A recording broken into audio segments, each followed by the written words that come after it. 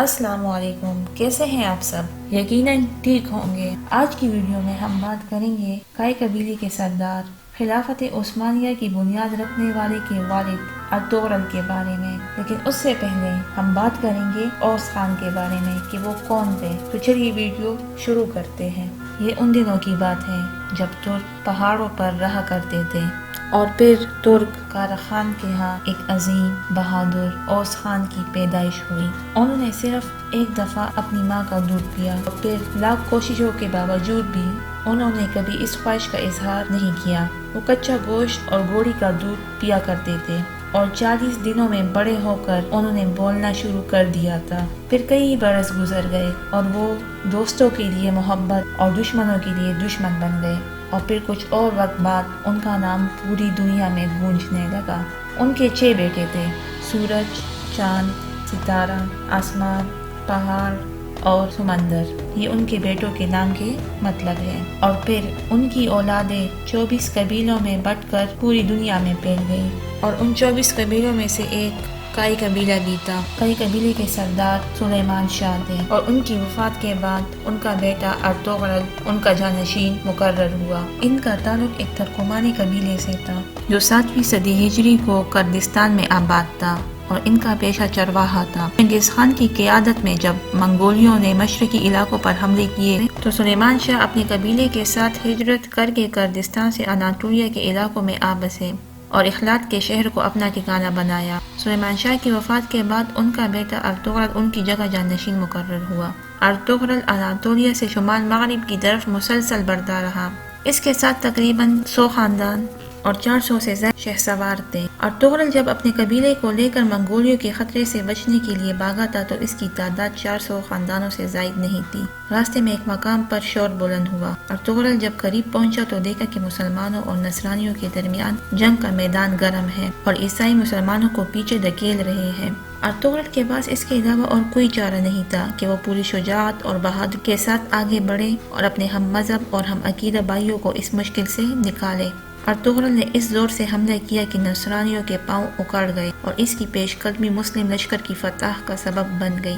جب معرکہ ختم ہوا تو سلجوقی اسلامی لشکر کے سپہ سالار نے ارطغرل اور اس کے دستے کی بروقت پیش قدمی کی تحسین کی۔ انہیں رومی سرحدوں کے پڑوس میں اناطولیہ کی مغربی سرحدوں میں ایک جاگیر عطا کی، اور اس طرح انہیں موقع دیا کہ وہ رومی علاقوں کی طرف پیش قدمی جاری رکھتے ہوئے سلجوقی سلطنت کی توسیع کا موجب بنے۔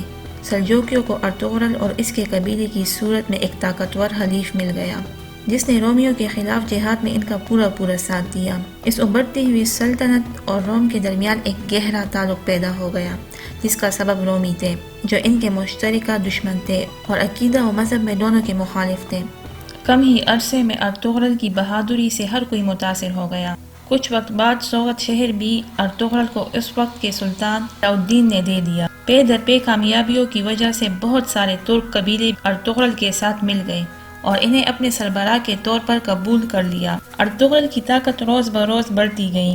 سلطان علاء الدین کی بیماری اور ریاستی سربراہ کی بغاوت کی وجہ سے سلجوق سلطنت زوال کے آخری مراحل میں تھی، لیکن کونیا میں اب بھی ان کی عظمت باقی تھی۔ ایک طرف منگولیوں نے بہت بڑے حصے پر قبضہ کر لیا تو دوسری طرف عیسائیوں نے زور زبردستی سے پرانے بیزنٹائنز کے صوبے پر دوبارہ سے قبضہ کر لیا۔ سرحدی علاقہ جنگ کی حالت میں تھا اور منگولیوں کی طرف سے ہر وقت حملے کا خطرہ موجود تھا۔ اس صورتحال میں سلطان علاء الدین کو سکون تھا کیونکہ وہ ارطغرل کی بہادری سے واقف تھے۔ انہوں نے ارطغرل کو ینی اور برسا شہر کے درمیان کی جگہ انعام کے طور پر دے دی۔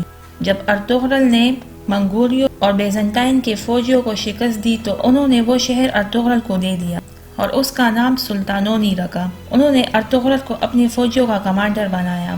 سلطانونی میں بہت سے محل اور اس کے ساتھ چراگاہیں اور زرخیز زمین بھی تھی، لیکن سلطانونی کے بہت سے حصے پر سرکش حکمران قابض تھے جو اپنا ہی اقتدار نافذ کرنا چاہتے تھے۔ ارطغرل اور بعد میں ان کے بیٹے عثمان غازی نے ایک لمبے عرصے تک ان کے خلاف جنگ لڑی۔ 1281 اور کچھ کے نزدیک 1288 میں ارطغرل کی وفات ہوئی۔ وفات کے وقت ان کی عمر 90 سال تھی۔ ان کے 3 بیٹے تھے: قندوز، سیوسی اور عثمان۔ ان کی وفات کے بعد ان کا بیٹا بھی ان کی طرح ایک سچا مسلمان اور بہادر انسان تھا۔ ارطغرل سوگوت میں مدفون ہے۔ یہ تاریخ کے کچھ اوراق ہیں جن پہ اب گرد پڑ چکی ہے، جالے پڑ چکے ہیں، اور ہمیں پتہ ہی نہیں کہ ہماری تاریخ کیسی تھی۔ ہمیں پتہ ہی نہیں کہ ہمارے بزرگوں نے پوری دنیا پہ حکومت کی، لیکن جب نوجوان عیش و عشرت میں پڑے تو ان سے ان کی وراثت لے لی گئی۔ اگر آپ نے ارطغرل سیریز نہیں دیکھی تو ضرور دیکھیے، اس کے 5 سیزن ہیں اور رمضان سے یہ بھی ٹی وی ہوم پہ بھی روزانہ نشر کی جائے گی۔ اس میں دکھایا گیا ہے کہ کیسے ان کے قبیلے کا اپنا ساتھی کردولگو ان کے خلاف سازش کرتا ہے اور بہت سارے موقعوں پہ اپنے ہی بندوں کو قتل کرنے کی کوشش بھی کرتا ہے۔ اپنے بچوں کو یہ سیریز ضرور دکھائیے تاکہ انہیں پتہ چلے کہ اصل میں ہمارا ہیرو کون ہے۔ اگر موقع ملا تو خلافت عثمانیہ پہ ویڈیو ضرور بناؤں گی کہ انہوں نے کیا کیا کارنامے انجام دیے اور پھر خلافت عثمانیہ کیسی ٹوٹی۔ آج کے لیے اتنا ہی۔